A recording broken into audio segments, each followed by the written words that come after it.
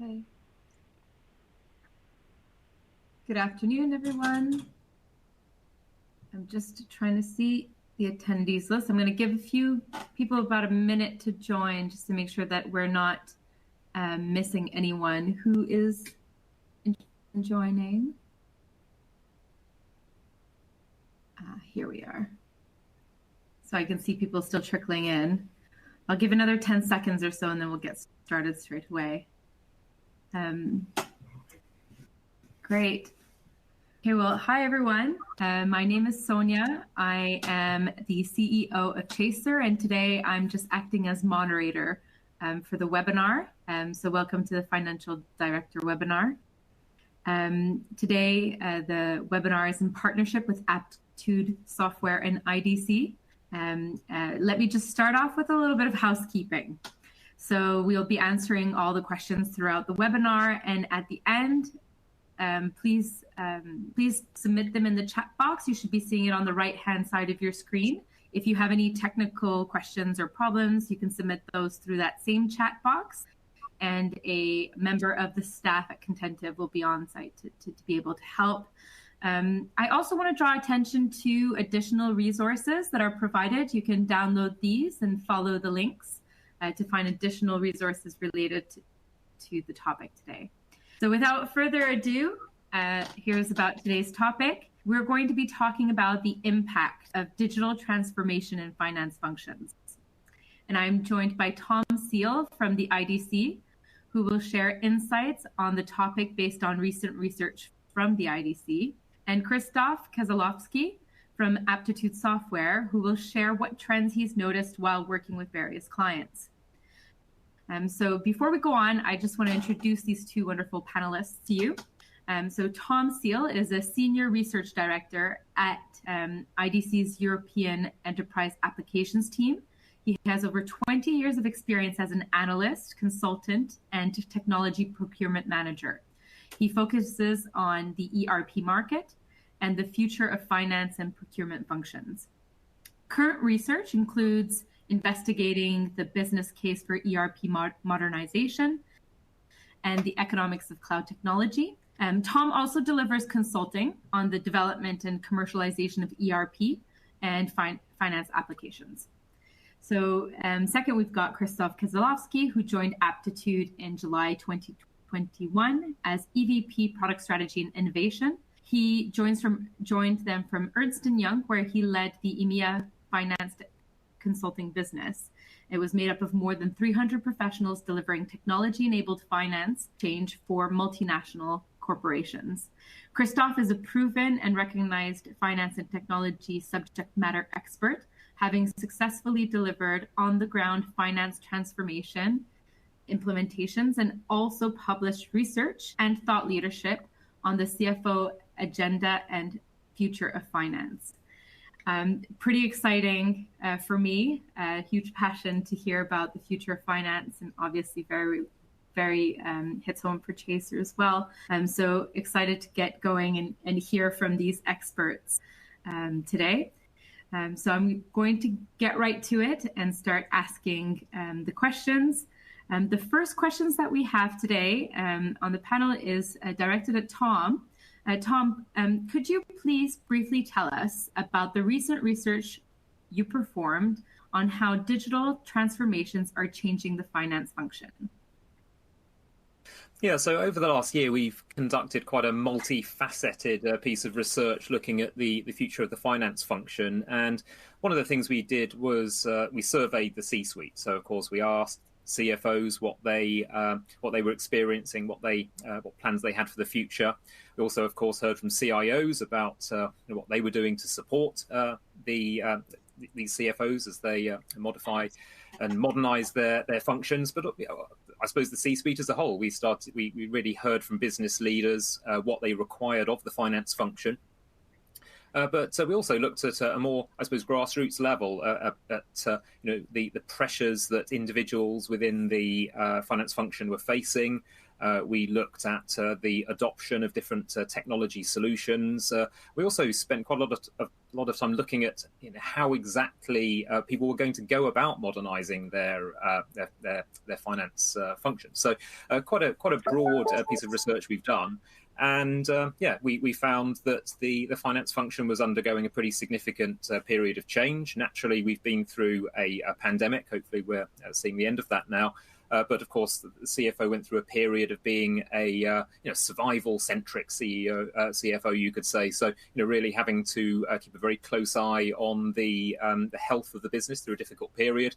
But what we're now seeing is a focus back on transforming the business, essentially. So that is the subject of the discussion today. So we're going to be talking quite a lot about the future role of the finance function, future role of the CFO, which in a nutshell is much more transformational. It's really moving away from historic reporting, looking at past performance, and really starting to act as an agent for change within the business, starting to drive investment and drive business change. And of course, technology is a double-edged sword here, because technology is, of course, one of the forces that is driving change within the business world and putting pressure in some ways on the finance function. But of course, technology is also a big part of the solution as well. So we'll cover sort of both those angles, I think, over the next 45 minutes or so. Not to skip ahead too much, but you said something in your response that hit home for me. Do you feel that the pandemic in question has sped up for individuals the need, and for CFOs, the need for digital transformation? Have you seen, I would say a trend in quicker adoption? Yeah, I would say so. I mean, I suppose during the peak of the pandemic, there was a need for everyone to focus on the here and now. So in some ways, there was a little bit of a delay in terms of transformation there.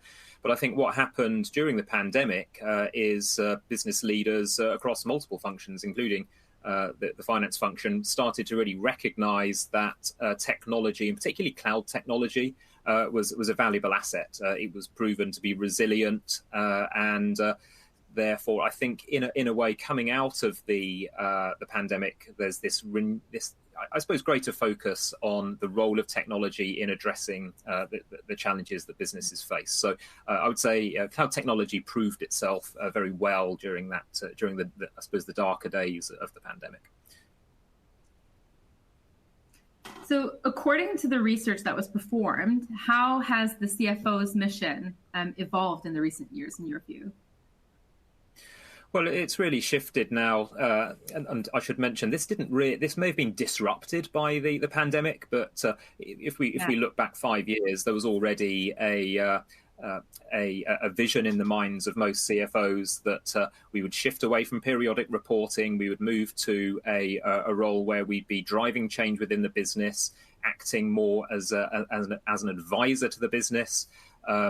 Trying to enable change rather than being the scrutineer of investment, for example.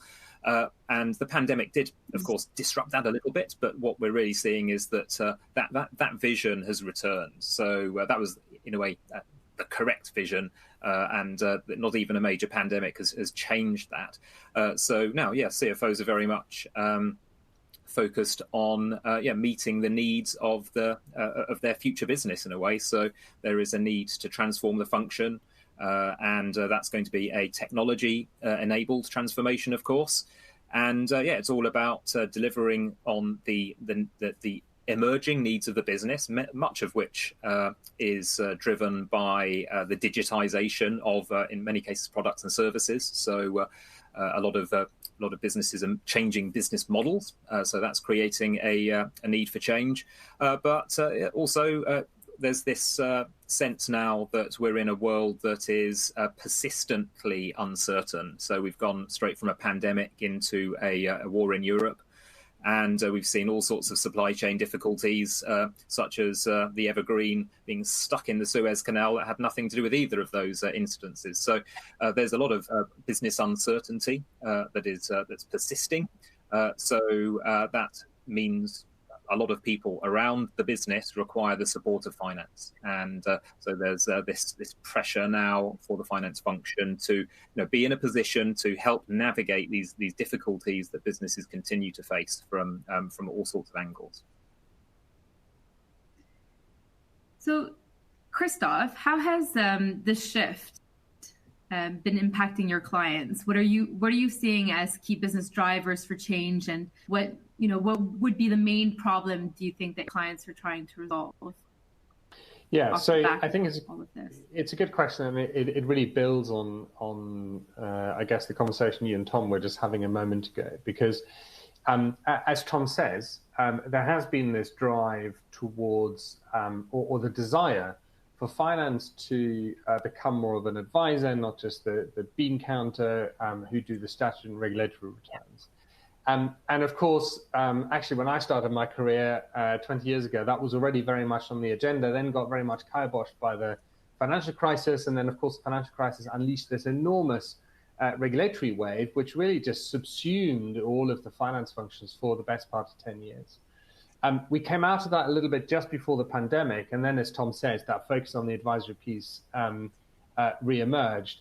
And coupled, and we'll cover that a little bit later, and Tom and I have talked about this before with each other as well. Of course, technology is a big unlock in this too. But I think just your question on the pandemic, what that has done is focused the mind on where finance and CFOs are really having to spend their money first to get the greatest value fastest. And I think we're in a world today where, unlike 10 or 15 years ago, finance transformation programs were programs with enormous budgets. They were very long, 2, 3, 4 years. They were permitted to deliver benefits very late in that 2 or 3 year life cycle. And where we are now is organizations that have really matured in terms of how they judge these investment decisions. Therefore, they expect finance transformations to also deliver within value, within 12-month payback horizons, just like anybody else would if you're asking them for an investment. And so the pandemic, therefore, got people to realize that they were not equipped in finance to rapidly respond to the demands of enterprise-wide stakeholders, whether they were shareholders, whether they were the board, whether they were customers, or indeed employees, in terms of how the organization was going to fare in the next week or the next 2 weeks. And if you remember, in March 2020, we didn't know what was going to happen 2, 3, 4 weeks down the line. And finance were asked to turn around reforecasts based on some very broad scenarios that would somehow give organizations the ability to make business decisions in the context of their scenarios. And finance were really struggling. Finance were used to doing reforecasts and respond to exogenous shocks, but they would then take 4 weeks to go and churn the numbers, produce some 200-page reports that went back to the board with some recommendations and so on. And here they had to come back within a day. So in summary, the biggest shift that I'm seeing is not so much a shift in mindset and in terms of where clients are now focusing differently. It's actually just a doubling down on what Tom was saying, which is that we need to get ourselves into a place where our forecasting, our insight capability, our financial planning and analytics capability just gets better much, much, much more quickly. And we therefore need to find the technology levers as well as the broader operating model changes that are going to help us go and deliver some of those changes, some of those benefits in a very short time span within 12 months and earlier. And how open are your clients to adopting this technology? Have you seen? So very open, and that's only really changed in the last, I think, 2 or 3 years. So, and Tom and IDC have done some great research in this space over the last year or so. But really, what clients are beginning to realize is that there was a simple answer 5-7 years ago when it came to technology for finance, which was the big ERP solutions. Now, of course, there was some consolidation in that market, and there is now less choice, and you've got the big players, Workday, SAP, Oracle, pretty much. But of course, the shift in the technology market, especially moving into a software as a service kind of world where you have much less flexibility to influence the extent to which the technology caters for your specific needs. So what that really means is clients are looking at how do we implement technologies that, by the way, are faster to implement and quicker to integrate, which means we need to break up the way we think about the finance architecture, not come in with a monolithic ERP solution, but something which is, as Gartner calls it, composable architectures that allow you to pick specific modules and point them at particular business problems. So, and in my experience, that's been a real shift in the last 5 years. That would not have been a conversation that you would be having with CFOs 5 years ago. And there is a real enthusiasm to go and embrace that. Now, it's important not to forget that that isn't just an ideological shift, but it is also a response to how the technology landscape overall has shifted. And in particular, the way that you can now leverage cloud platforms, the extent to which cloud platforms allow you to integrate much more straightforwardly, but also you can buy cloud computing power and infrastructure services at a much lower price point and a much a more on a demand basis than you were when you had to go and put servers in your basement or buy a lot of real estate in data centers. So that big sort of technology infrastructure shift has really unlocked CFOs to be able to make these choices. And maybe that's kind of the final point, I'm sure Tom will have a view on this as well, is CFOs are much more in control of this journey now.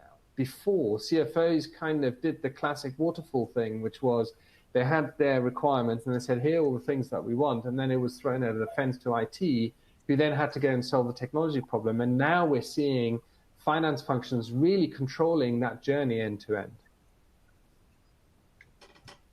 And is that how you see, and based on your research as well, Tom, maybe this question is directed to both of you more than just one, but based on the research from IDC and also from your experience, Christoph, what do you think the finance function is going to look like in the future?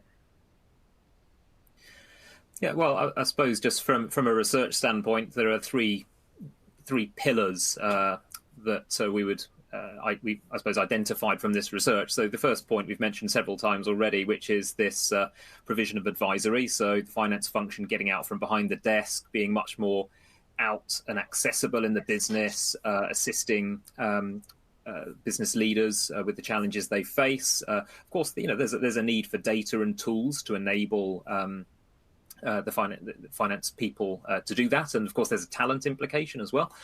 So there's that side of things. There's also the fact that of course the finance function needs to be much more automated. So at the moment, a lot of finance resources are dedicated to consolidating data, dealing with the basics, if I can put it that way.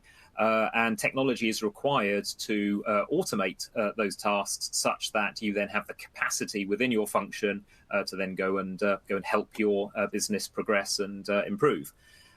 Then I suppose the third pillar is this need for a highly integrated and in many cases self-service finance function. So if we look at the impact of digital transformation on businesses, we're looking at the need for connected end-to-end processes which can give customers what they need at that moment in time. So you really need a completely continuous process digitization, and you want that for your internal customers as well. So people need to be able to access data when they need it instantly without necessarily going via a member of the finance team. So those three pillars, I think. So advisory, the automation of financial processes, and then this highly integrated and self-service aspect. And all of that, of course, is underpinned by data. So, really, if we ask CFOs what's their biggest priority in 2021, 2022, it's addressing the data question. How do I get my data in order? Because that's, of course, a very important step on that transformation journey. How do I get my data into one place such that I can report quickly and efficiently, deliver the insight I need to quickly and efficiently? So that is, that's a key part of the change. Also, just to mention, as we were talking earlier about CFOs gaining maybe greater control and influence over the technology they use, there's a bigger, I guess, trend at play here, which is sometimes described as the democratization of IT. So many people in the business are expressing higher levels of interest, higher levels of influence over the technology they use. It's not limited to the finance function. So very much the CIO takes on a supporting role, and cloud technology again is part of the is a stimulator of that, I suppose. So people are wanting to choose a wider variety of applications that maybe most closely meet their particular use cases and priorities. So you're getting this tech-savvy community within the business, and very tech-savvy CFOs in many cases that know precisely the type of technology they need to address their particular challenges.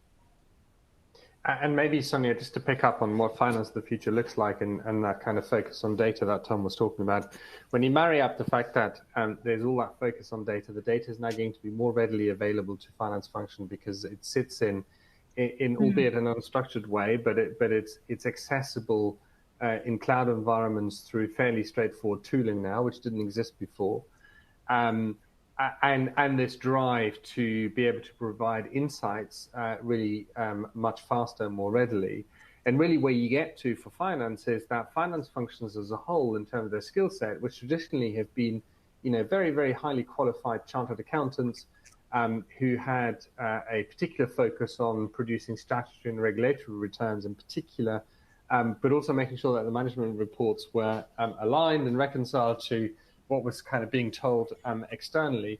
And you're now seeing a shift where that skill set is no longer going to be the single skill set required in a finance function. You're going to need data scientists who feel very comfortable to be able to access that data, to mine the data, of course, who need to also have at least curiosity, but also experience of what finance is all about. But there is certainly a shift in also how clients are now investing in training their staff and their people to not just put them on the single track to qualify as an accountant, but also actually get them to be in a place where they feel very deeply comfortable in the technology space, in the data science space, and the ability to actually get hold of that data, render it into visualize it into a way that is therefore very easily usable by all of the stakeholders that the finance function seeks to serve. And that's a really discernible shift. Now, we hear that everywhere, more data scientists. Somebody joked to me the other day that everybody wants so many data scientists. There aren't enough data scientists in the world at the moment. And that's certainly true. But actually, the point is a more profound one, which isn't, oh, we need a bunch of data scientists tomorrow. It's we have to go and change the way that we train our people over time. Our training programs in finance need to be adjusted so that actually the versatile nature or the finance professionals become much more versatile in their skill sets, comfortable in the world of technology, comfortable in the world of data.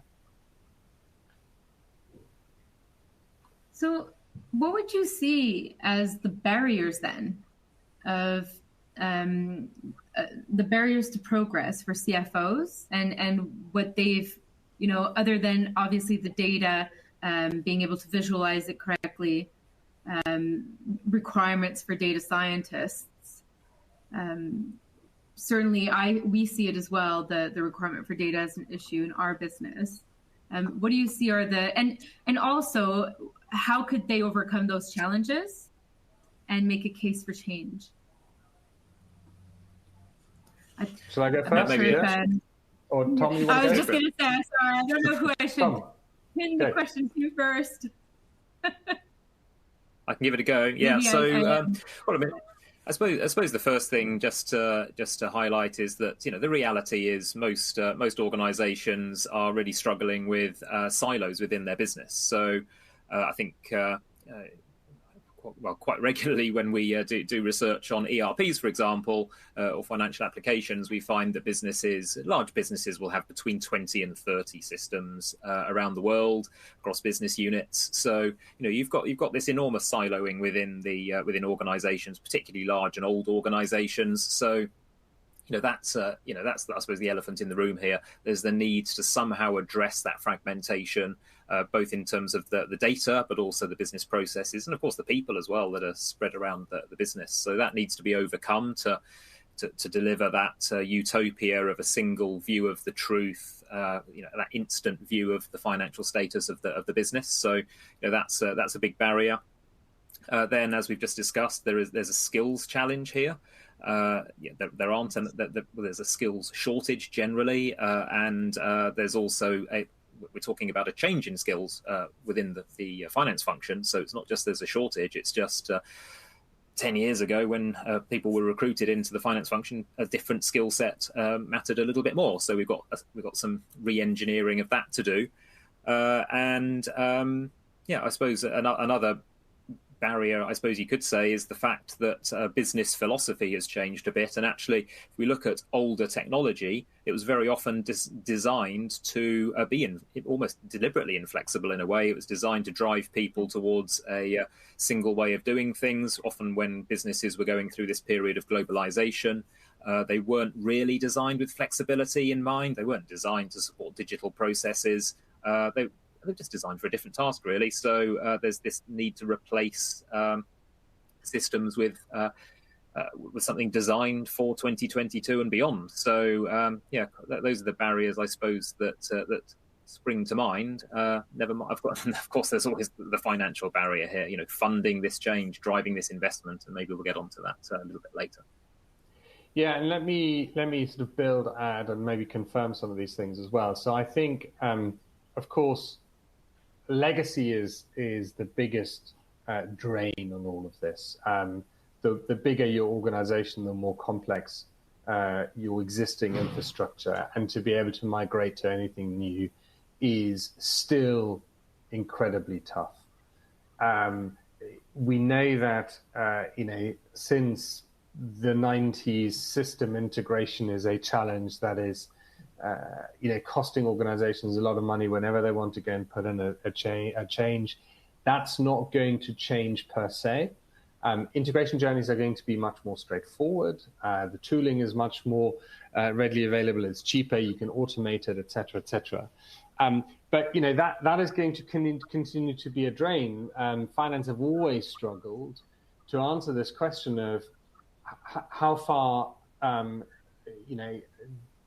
upstream do you go in terms of the enterprise-wide information technology architecture when you're trying to get better data, get it faster, and get it in a cheaper way. So that needs considered thinking. I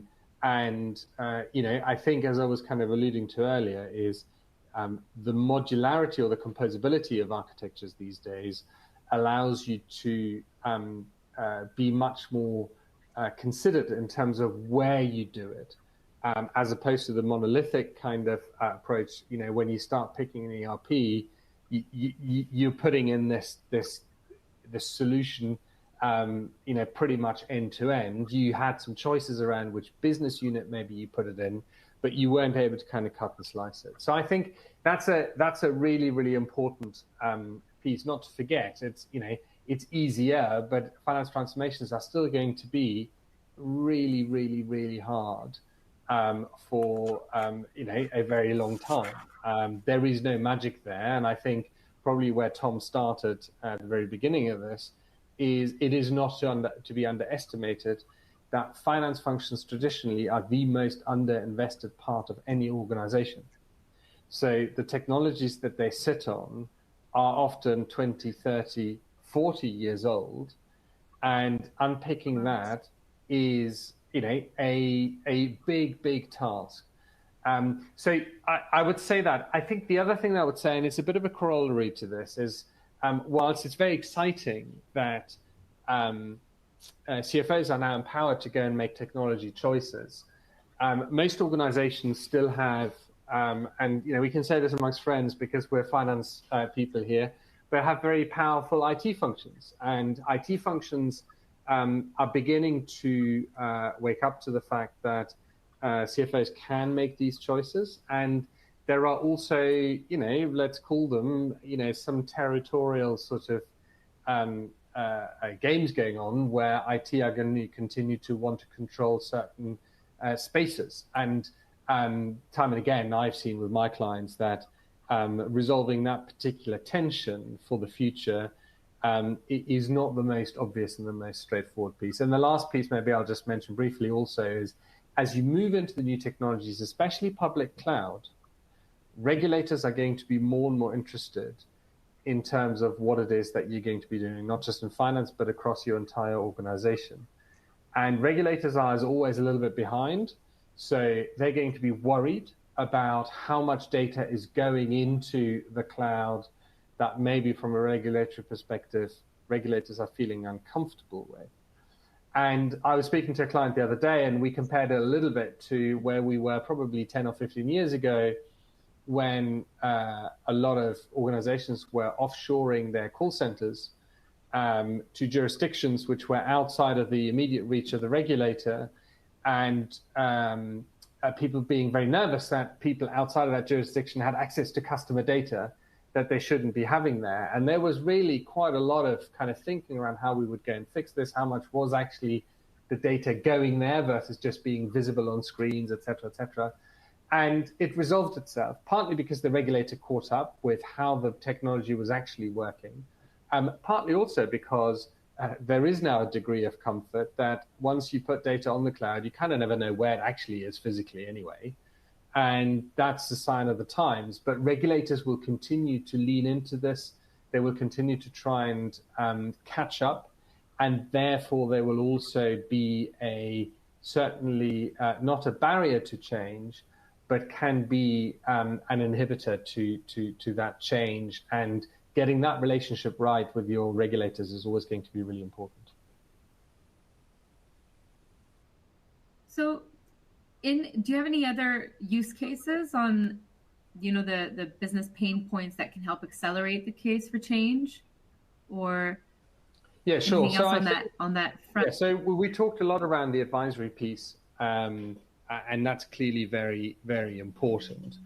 The other one that is absolutely critical is cost and cost management. So if you think about it, what finance is focused on is they're focused on compliance, they're focused on control, they're focused on cost, and they're focused on foresight, insight, advisory, and so on. And as I said, the financial crisis meant that people were very focused on the control and the compliance piece, and we've talked at length just now around the foresight piece and so on. The other big unlock, and this is especially true in the world that we're currently in with ever increasingly downward pressure on margins, is what to do with cost. How do you get better at managing your cost? How do you get better granularity on your cost? How do you get better at allocating your cost? How do you get better? And it's a topic that I never thought I would see to come right up to the top of conversations with clients, is how do you manage intercompany transactions, intercompany accounting? It used to be one of the most boring processes that was sitting in finance. The only people were the poor folks in consolidation who had to go and eliminate them at the very end. And there were millions of pounds or dollars floating around in these kind of transactions, but kind of nobody cared because they were intercompany and you just had to make sure they eliminate them. Now what's happening is you are having very large organizations, the biggest banks in the world, who are holding their profit center owners and their cost center owners accountable for unreconciled intercompany balances in the hundreds of thousands. So a materiality which is so low, it's almost crazy. But why? Because that is, of course, as we know, it's always cheaper to cut cost and increase your profit than it is to go and make another dollar of sales. If you get around that and you can do it, that's a very good way of realizing it. And finance are all over this. And so what I always say to clients is when they make their business cases is, yes, do it on the advisory piece. Absolutely, because that helps you getting at the table, helps you shape the business and the direction and so on. But get yourself focused on the cost agenda as well. Make sure you're on top of it. Make sure you really understand, not just from a methodological point of view around what allocations process you're going to approach, but also get yourself on top of the data, get yourself in a place where you can really make sure that you can provide the kind of insight to an organization as to how it needs to manage its cost base. Just going back to your point before, I saw a question pop up in the Q&A, and I thought it'd probably be better to answer it now before we move on to our next point. It's going back to your point about the regulators. Where one of the panelists, one of the attendees has asked, do you think regulators should be worried as they are about should they be worried about finance functions data being in the cloud, even if the provider has more than sufficient security credentials? Should the regulator be worried about that? My experience is, unfortunately, the regulators don't ask the question like that. The conversations that I've been in on that debate has been quite frustrating for both the enterprise and the client, as well as the cloud provider. You go to a Google or you go to an Amazon or a Microsoft Azure, and they kind of think it's slightly quirky or slightly weird that regulators are wondering about the security of data in the cloud, because they go through this exercise where they kind of demonstrate how insecure data is that you're keeping in your own data stores, in your own servers, how unreliable your own infrastructure that you physically might have is. And you unfortunately are kind of in a situation where, it's quite hard for regulators because the technologists and the innovators in this world, they see this obvious answer, and they've kind of gotten around that a long time ago. But the point, Sonia, is that regulators are behind in this. And regulators are always very worried about having missed something somewhere. And therefore, they will make things more difficult than it would logically seem. And so my advice to anyone here is that you do have to go with the regulators. We know that annoying a regulator, even though you might be right, is not the right path. So I have to turn around that question a little bit, right? In the sense that the regulators will be worried and they will be driving their own agenda. You've got to find a way in which you go and broker that debate over time and make sure that they come on your journey.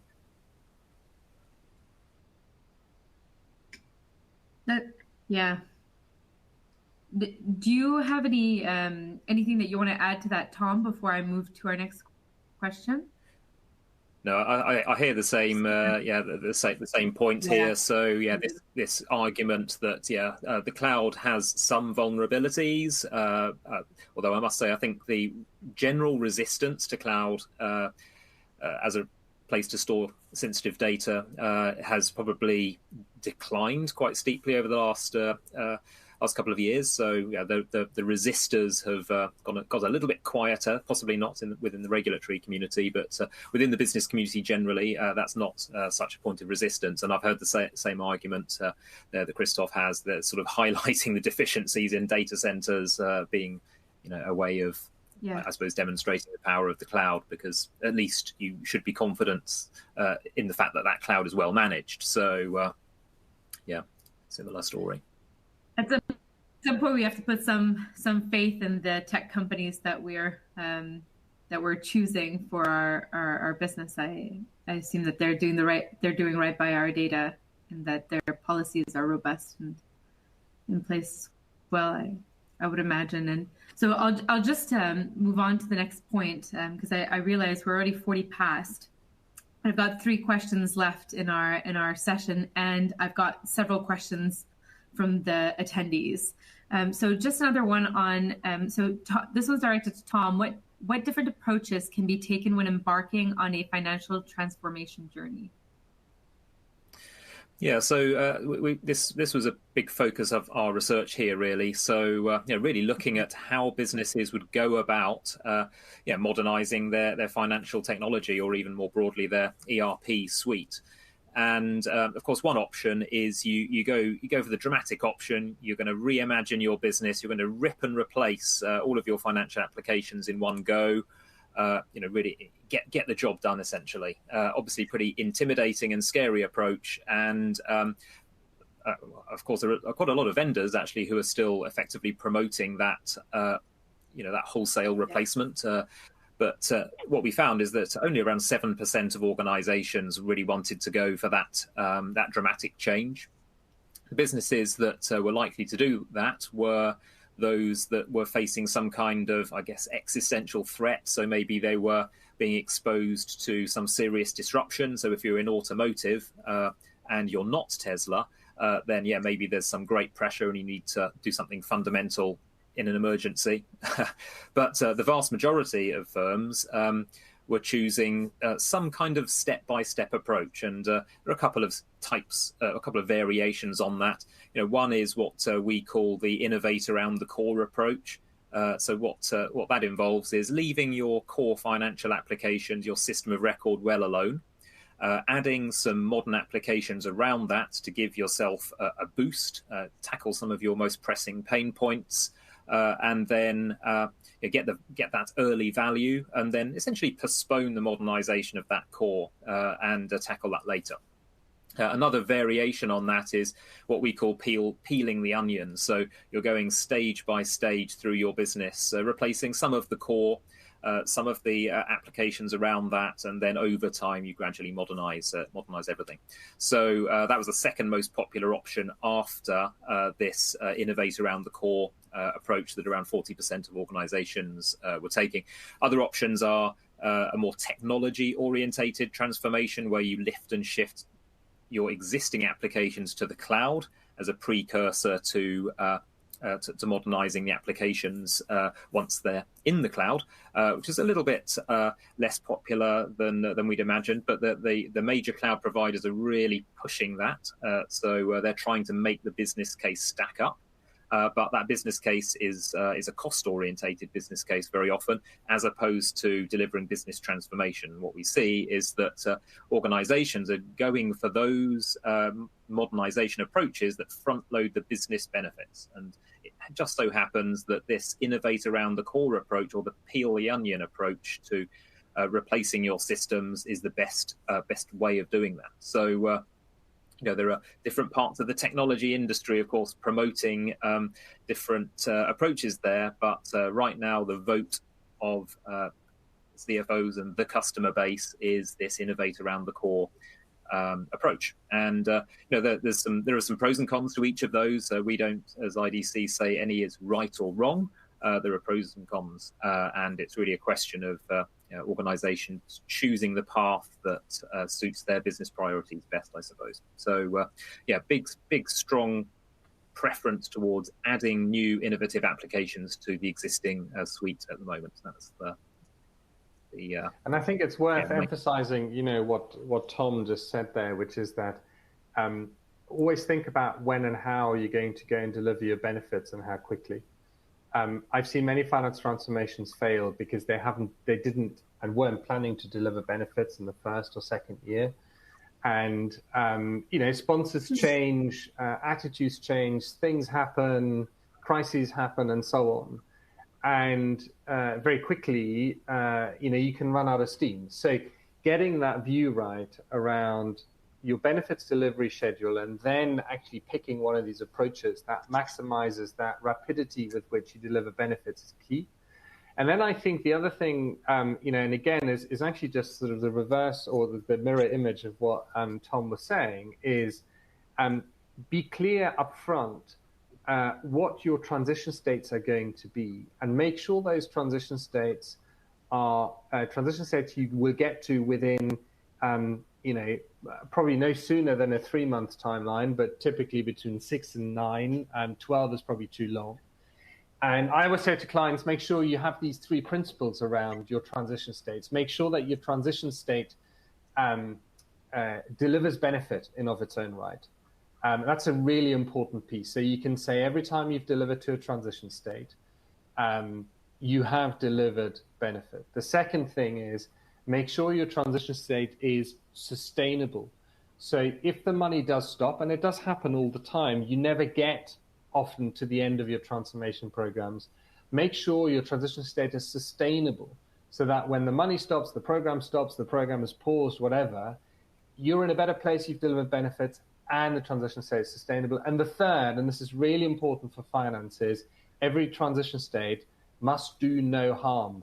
It is really important that finance professionals don't adopt a transition state that makes them feel like they've gone backwards in order to go forwards 2 or 3 transition states down the line. So I think with what Tom was saying, those approaches, the peel of the onion, I think is also what we're seeing quite a bit, as well as kind of the core piece. But I think some of those principles that I was just setting out around the transition states is really important.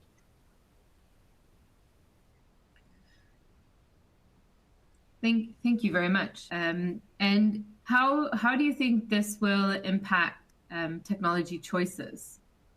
Like, is technology all of the answer? I'll go first, Tom, or do you want? You go first. I'll do it directly to Christoph. Start. Okay. Yeah. I'll go first. So technology is absolutely definitively not all of the answer. In fact, I was just talking to my team where, we're a technology firm and we are part of the technology puzzle, of course. But having done 20 years of finance transformation, the finance operating model is much more complex than just the technology dimension and the data dimension. You have we talked about it quite a bit. You have a really important people dimension. Are the right people with the right skills in the right place to be able to go and actually help you deliver what your stakeholders are expecting? Your process model is absolutely key. You actually can't make technology choices unless you have really understood either how your process model is going to adopt that technology or what technology is going to play into which processes. But actually, when you go and embark on a finance transformation, really the question ought to be, how do we transform our process model in parallel to adopting a technology so that actually we optimize the process model and we actually then make sure the technology enables that process transformation. And I saw one question a little bit earlier, I think, around RPI and machine learning and AI and so on. And they're all really, really important, not just buzzwords, but they're really important technologies in terms of that are now at the disposal of finance functions to be able to transform. But they are not solutions in their own right. They're good technologies. Robotics is a great example. I think 5, 6, 7 years ago, robotics was seen to be a bit of a panacea for finance. Isn't it wonderful?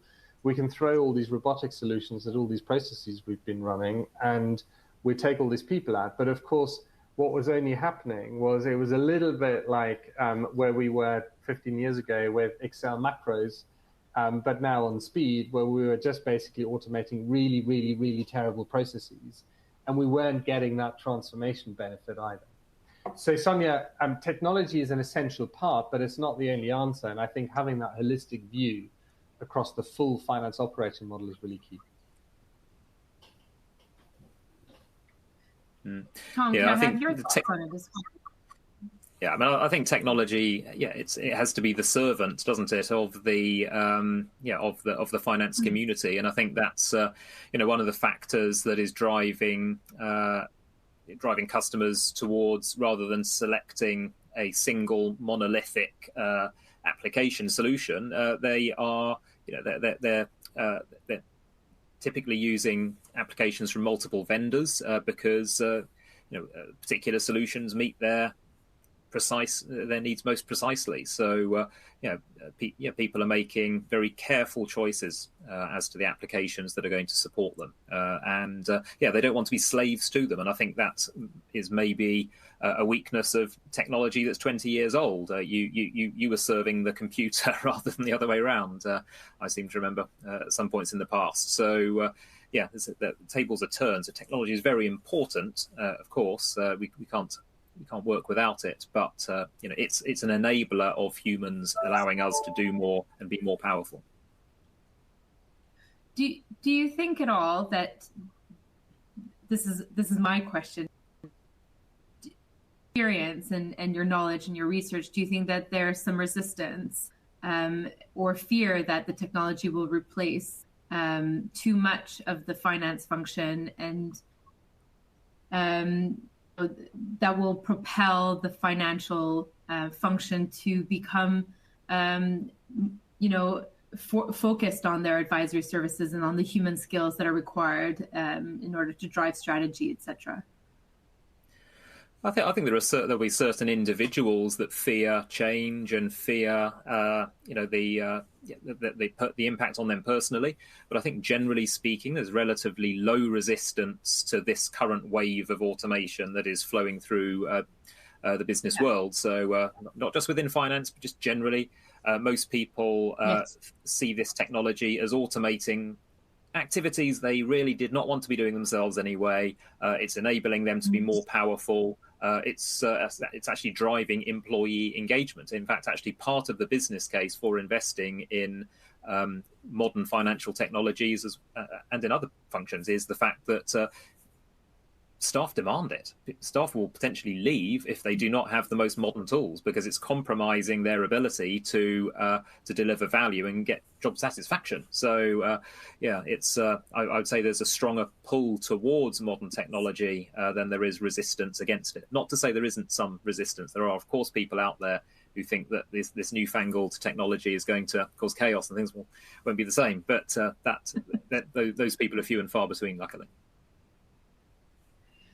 So I'll put the final question, which is also for the both of you, and maybe I'll pass to Christoph to start. What recommendations would you make to a CFO looking to start on a financial transformation journey? So, number one, think carefully about your business case, and think about how you're going to get not just the funding for what you want to deliver, but how and what benefits you're going to go and deliver off the back of it that go beyond just mere compliance. So that's been the sort of unfortunate trap that finance professionals have found themselves in, not because of their own making, but just because of the environment, which is people have just been solving for compliance. But now make the case and find yourself a way in which you can actually describe how you're going to go and deliver benefit. That's number one. Number two, do yourself a roadmap that projects the benefits delivery and the cost consumption of your transformation program immediately on that plan. Don't make it a standalone plan of the things that you're just going to go and deliver. Make sure that your business case lives and breathes all across that plan, and that there's a real connection between what you're going to deliver when, whether they're milestones or higher kind of placed victory markers, and how that is going to go and both consume costs and deliver benefits. And the third is just what I said earlier, which is make sure you're clear about these transition states and you follow those three principles: deliver benefits, sustainable, do no harm. Only once you've done that, my recommendation is have a think around what technology solutions you're going to go and choose, how are you going to go and invoke data solutions, et cetera, et cetera. I think from my perspective, very, very much in agreement with what Christoph has just said there. So I suppose the first point is that stakeholder engagement, of course.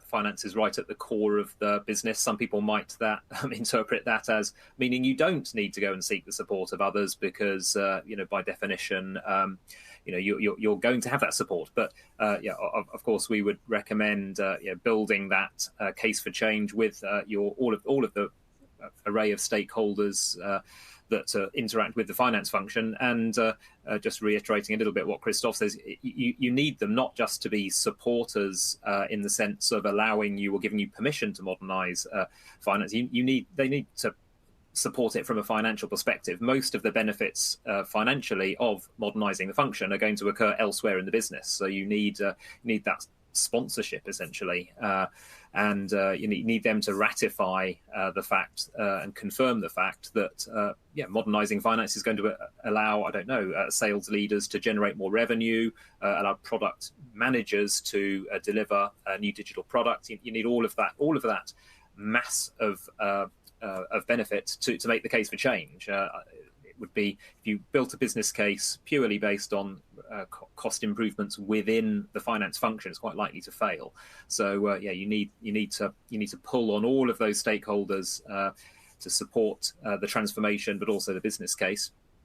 And then it's that building the roadmap that on the one hand delivers the use cases that address the most pressing current pain points within the business and quickly, but also not ignoring that future vision of the finance function.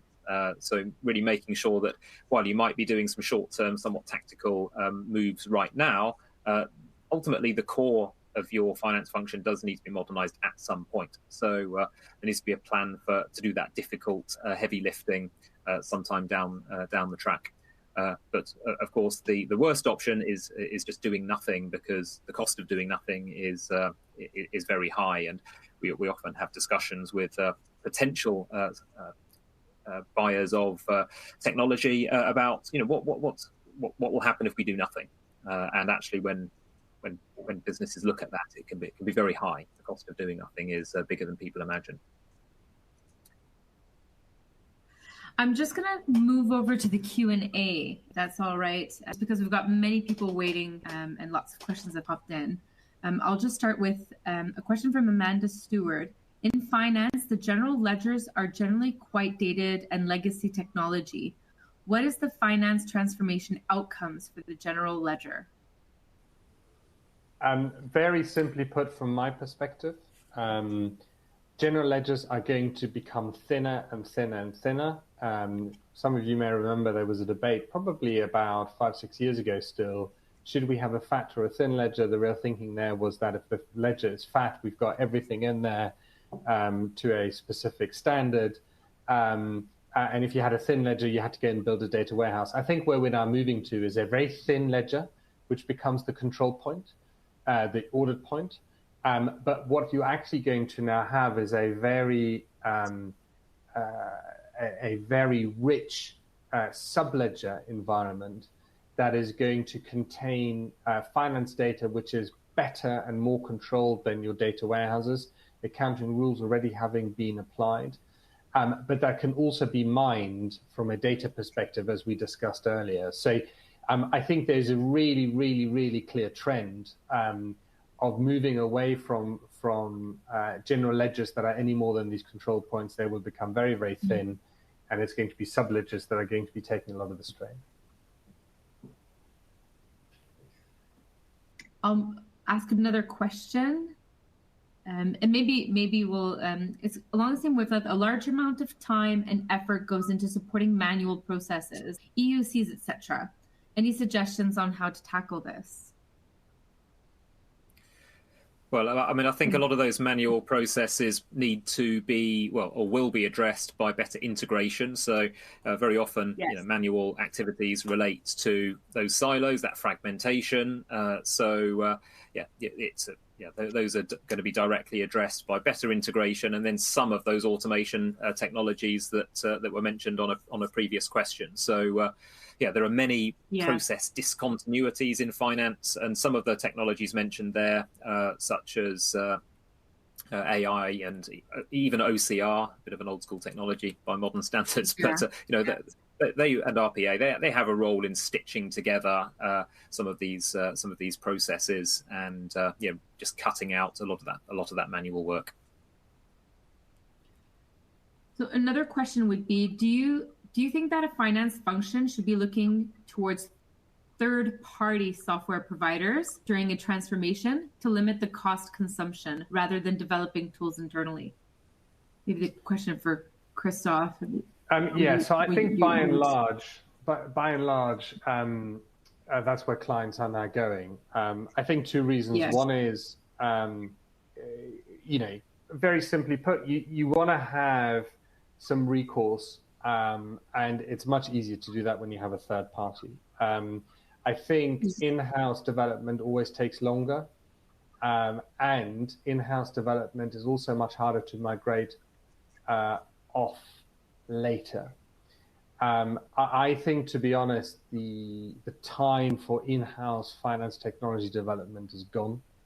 That's not to say, to my earlier point, that finance functions are not riddled with decades of in-house development and in-house developed solutions. But by and large now, I think some finance technologies are at such a low price point because you're getting the economies of scale of the providers. Yes. That spending the time and money on developing your own solution, in addition to still having to do the integration work and all the other transformation work and so on, I can't really see a business case anymore stacking up, to be honest, that would do that, unless you're doing something quite sophisticated. Sometimes you can still see it in treasury and financial services, where treasury solutions are, they're hit and miss in terms of what people need them to do, and you can still see sometimes people actually building their own in that space. But that's not a place usually where there's lots of finance transformation benefit anyway. Thank you very much. I've been asked, we've just gone over the hour. I've been asked to kind of wrap up, and I apologize. There's several questions that we haven't had a chance to get to, but I'll just wanted to summarize the session today, mostly by thanking Christoph and Tom with their patience and their detailed explanations on the questions that we had here today. Just going to point everyone over again to the related content. So there might be some really useful information there that you can download. So please make sure that you do that before you hop out of the session. And on that note, just a huge thank you to everyone for joining us today. Oh, and Tomiko Taylor, thank you very much. Tomiko Taylor says this was by far the best webinar ever. So well done, Christoph and Tom. And yes, thank you very much. You all very much. Sonia, thank you very much for controlling us. As you can tell, we probably would have gone on for a lot longer. So very much enjoyed it. I feel like we need a coffee somewhere, because I was forcing myself not to ask my questions so that we could get moved on. So hopefully we'll meet again post webinar one day. Thank you. Thank you very much. And on that note, thank you. I don't know if the team is going to close